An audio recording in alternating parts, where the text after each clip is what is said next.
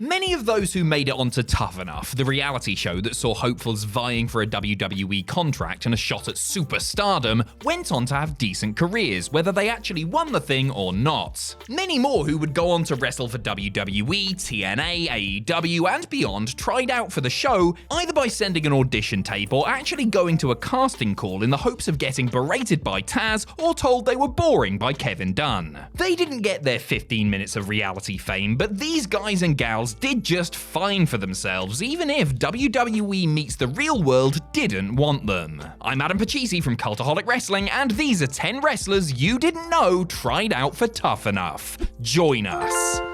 Number 10, Ken Kennedy. Ken Anderson actually began his pro wrestling journey all the way back in 1999, becoming a fan again after watching Stone Cold Steve Austin tear it up during the Attitude Era. He did the indie thing and even got some enhancement work for WWE, appearing on some episodes of Jacked in 2001 opposite the likes of S.A. Rios and Billy and Chuck. Despite seemingly having one foot in the door, Ken still decided to hedge his bets by trying out for the second season of Tough Enough. About 25 minutes into the season's casting special episode, you can see Kennedy in the bright yellow t-shirt with KK on it and the equally bright yellow hair. The man from Green Bay, Wisconsin, made the trip to Las Vegas, but unfortunately for him, wasn't selected as one of the final 25 contestants. Undeterred, Kennedy continued to pursue his dream and showed that he didn't need a reality TV show to make it to WWE, as he signed a developmental deal in February of 2005 and debuted on SmackDown just 6 months later.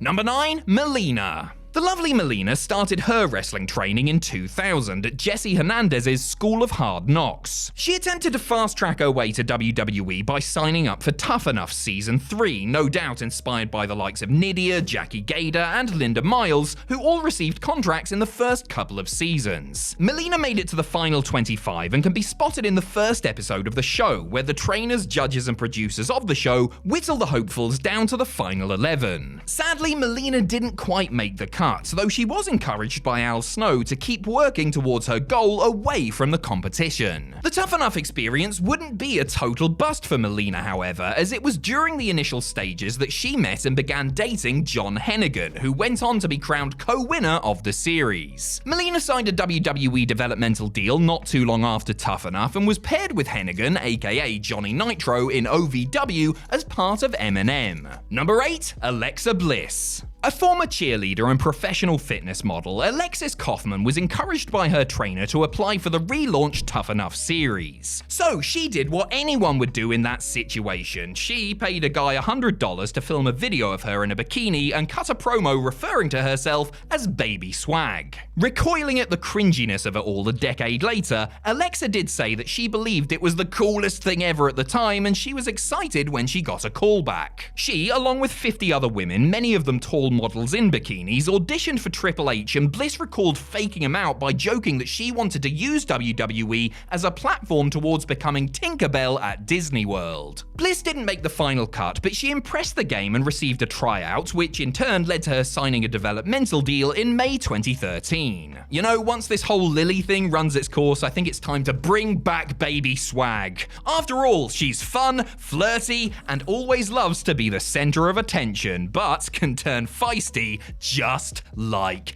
that. Number 7, Shawn Davari. Another one of the Midwest crew that ran with the likes of Ken Kennedy and Austin Aries, Shawn Davari started in the business very young, having his first professional match at just 15 years old. His plans were to graduate from high school and then go to train at WCW's power plant, since that was the only school that he knew about at the time. When WCW, and thus the power plant, closed down, Davari was forced to find an alternative route into sports entertainment and tried out for Season 3 of Tough Enough. In the very brief clip we saw of Davari, he was quoted as saying, "I believe this might be a little bit of an easier way to get there," presumably talking about WWE. He didn't make the cut, but he was at least on WWE's radar, and it wasn't so long after his failed Tough Enough audition that he began getting extra work and appearing in matches on shows like Sunday Night Heat. Number 6. Justin Roberts. Tough Enough developed something of a track record for producing talent that would make their mark in the business, not as actual wrestlers, but as ring announcers, commentators, or managers. The likes of Josh Matthews, Jackie Gator, and Nydia all first rose to prominence on the reality show, and while they didn't have many highlights competing in the ring, became a big part of the show nonetheless. Perhaps the same fate could have befallen Justin Roberts, who auditioned for the series but was ultimately not selected. On the January 25th, 2001 episode of SmackDown, WWE played a promo for the show which was comprised of some of the wackier audition tapes that they had received. One of them belonged to Roberts, who was shown for about 2 seconds shaking his face while saying, "That's too weird," in a silly voice. I mean, if Justin really wanted to get their attention, he should have just loudly said,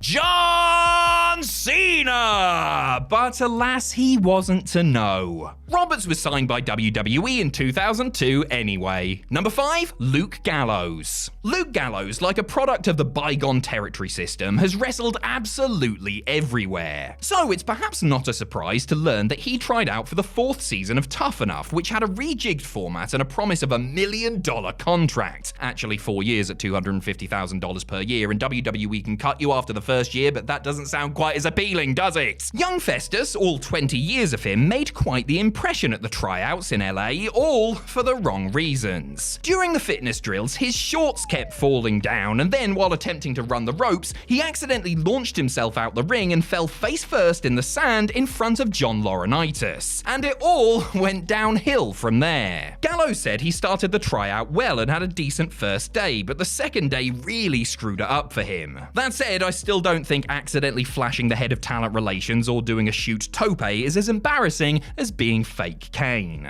Number 4. Awesome Kong. Years before establishing herself as a true force to be reckoned with in the industry, Kia Stevens was just one of thousands who were trying to make it to WWE via Tough Enough. The future Awesome Kong auditioned for season 2 and was actually shown in the montage of people who didn't make the cut. It was a somewhat innocuous appearance, but became something of a big deal many years after the fact. Stevens, of course, went on to have a long and successful career in Japan and TNA, and even had a short and troubled spell in WWE. But one of the Tough Enough judges, and then head honcho in talent relations, Jim Ross, apparently told Kong that she would never make it in the business because of her look. To be fair to JR, the story was taken a bit out of context. What he really said was that Stevens didn't have the diva appearance that WWE coveted at that time, which was true. He never said that she wouldn't make it as a wrestler, and clarified that he was, in fact, a big fan of her work. He would win the gold medal in backpedaling with Jim. Number 3. ODB. ODB, aka Old Dirty Bastard, was a founding member of the Wu-Tang Clan, noted for his idiosyncratic rap delivery as well as his frequent run-ins with the law. Taking his stage name from an old Chinese martial arts film, ODB was clearly an appreciator of... Hold on a second. Bollocks, I've been looking at the wrong sheet again. For fuck! As I was saying, ODB, aka Jessica Cracer, aka One Dirty Bitch, made it to the final 25 of the first season of the MTV show. Rather than bemoan being cut from the final cast, ODB, who achieved her greatest success in TNA, later expressed happiness at the fact that she didn't make it since she had no wrestling experience at the time and was grateful for breaking in the right way. Al Snow remembered her mind and helped her get started with her indie career before later meeting up with her again in OVW.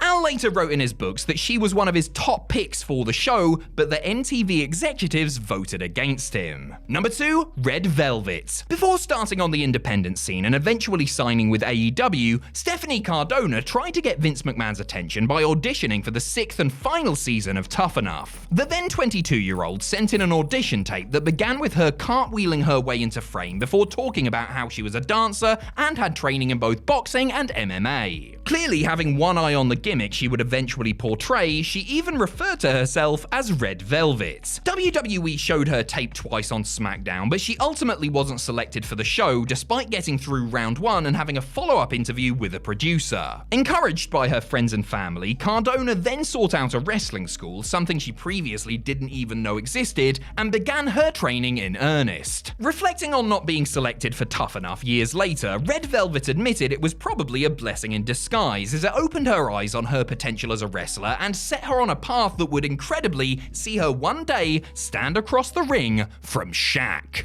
Number 1. Shad Gaspard. Big Shad Gaspard had everything WWE were looking for when he tried out for the second season of Tough Enough. He was tall, he had a good physique, and at just 21 years of age, was certainly young enough to be trained and molded by the WWE system. The New York native, who had considered a career in MMA before pursuing wrestling, made it to the final 25 finalists and looked a lock to make it to the final cast lineup of 13. Which he did, but regrettably, Shad failed a subsequent physical, was disqualified from the competition, and replaced. Al Snow later said that the results of the physical turned out to be inaccurate, but by the time they found out, MTV insisted that it was too late to reinsert him into the show. Like many with such obvious potential, however, that was not the end of Shad's journey. WWE weren't about to let such a prospect slip through their fingers and quickly signed him up to a developmental deal.